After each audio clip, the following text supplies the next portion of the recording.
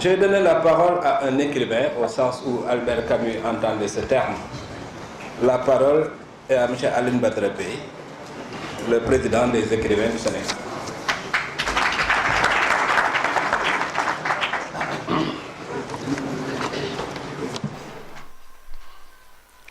Monsieur le ministre de la Culture et de la Communication, Mbagnick Ndiaye, Monsieur le ministre chargé des langues nationales, Monsieur le médiateur de la République, Mesdames et Messieurs, chers invités, honorables députés, Monsieur le Président du PEN Sénégal, Monsieur le conseiller culturel du Président, Mesdames et Messieurs, la sortie d'un ouvrage a été toujours considérée comme une naissance.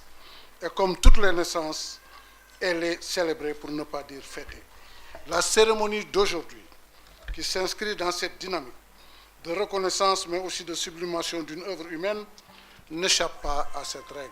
Je voulais saluer au passage les honorables députés qui sont là devant moi. Tout passe, tout change, seul le tout reste. Le tout, mesdames et messieurs, c'est l'abnégation dans l'effort, la conviction dans le combat, la fidélité et la loyauté dans les relations humaines. Aujourd'hui, mesdames et messieurs, nous sommes réunis autour d'un homme, autour d'une œuvre et autour d'un parcours. Ce parcours, c'est celui d'un serviteur de la plume et du micro, en définitive, un poète de l'image. Il s'agit de mon neveu et jeune frère Papa Ngagne Ndiaye, qui est une référence pour une jeunesse parfois inquiète et souvent agressée, souvent angoissée, mais toujours en alerte. C'est le sens de la publication de cet ouvrage qui porte la signature de Papa Ngagne Ndiaye, parcours d'un journaliste autodidacte. J'ai eu l'honneur et le privilège de prendre connaissance de cet ouvrage dès ses premiers instants. L'auteur, dans une simplicité et une humilité édifiante, me parla franchement de la jeunesse jusqu'à l'accouchement de l'œuvre. C'est l'éminent professeur Feu Oumar Sankaré qui eut à faire la première lecture et la correction de l'œuvre. D'ailleurs, l'auteur l'a confirmé récemment à la radio. Le professeur était séduit par le style, l'honnêteté intellectuelle et la technique d'écriture de l'auteur. Dans sa correction légendaire, il me dit ceci dans les yeux: Président, un grand auteur vient de naître. Je lui répondis aussitôt, comme vous le dites, vous, le double agrégé en grammaire et de lettres classiques, je consens à cela. C'est ainsi que commença la grande aventure qui nous réunit aujourd'hui. Papa Ngagne a, dans cet ouvrage de près de 400 pages, décomplexé le statut d'autodidacte, dont il se réclame avec fierté. Le fait d'être autodidacte propulse son œuvre et le porte au panthéon des grands hommes, des témoins de leur temps, des ultimes gardiens des citadelles de liberté.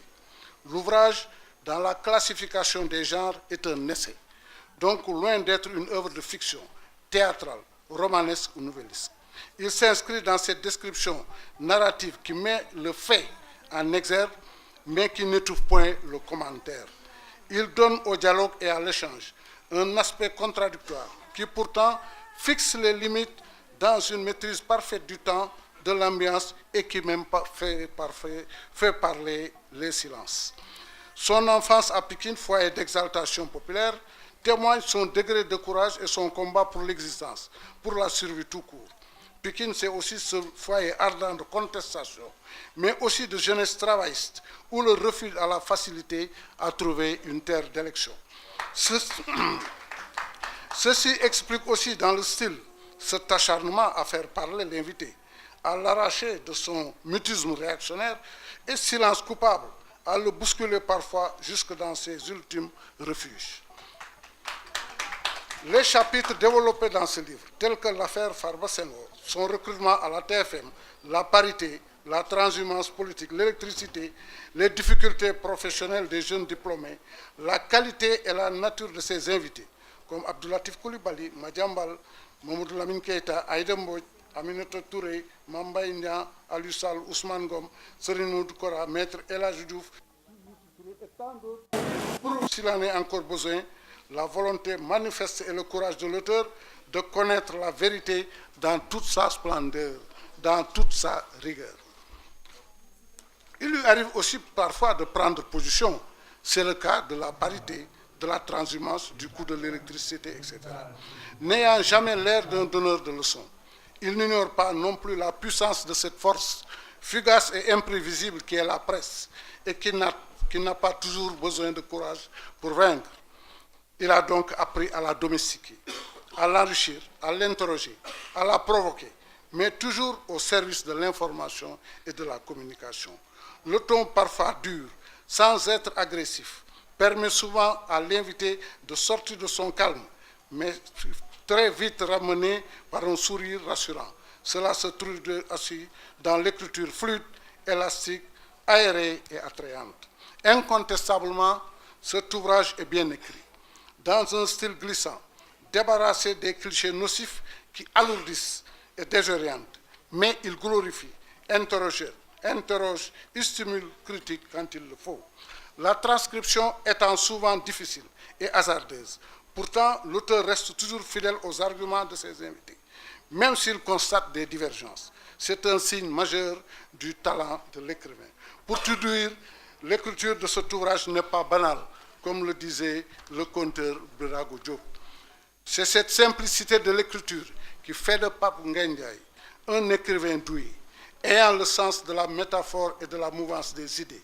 La description des faits, avec précision et sans violence, fait de cet ouvrage un chef-d'œuvre, ouvert à tous les âges et à toutes les ambiances. L'utilisation du mot juste fait du texte une oasis de découverte, de révélation et de musée parlant. Cette anthologie de textes, écrite par les phalanges digitales d'un maître du verbe, démontre une nouvelle fois la primauté de l'écriture sur la parole. Verba volent, scripta manent, comme disent les latins, les paroles s'envolent, les écrits restent. Désormais, cette émission mythique, Faram Facce, sera fixée dans les limbes de l'histoire et gravée dans les paliers des âges. Donc, je voudrais, en ce moment de reconnaissance, de témoignage et de sublimation, lui exprimer la gratitude des guetteurs d'aurore que sont les écrivains, mais aussi des reculeurs de bornes que constituent les façonneurs de conscience. En parcourant ces 350 pages de l'ouvrage, je peux déclarer, comme le défunt professeur Oumar Sankaré, une étoile est bien née dans le ciel du Sénégal des créations fertiles, des libertés arrachées, des fraternités absolues, celles de la plume, du verbe et de l'image. Je vous félicite chaleureusement, chers confrères. Désormais, vous faites partie de la grande famille des élus dans le panthéon des hommes lumière. Je vous remercie de votre attention.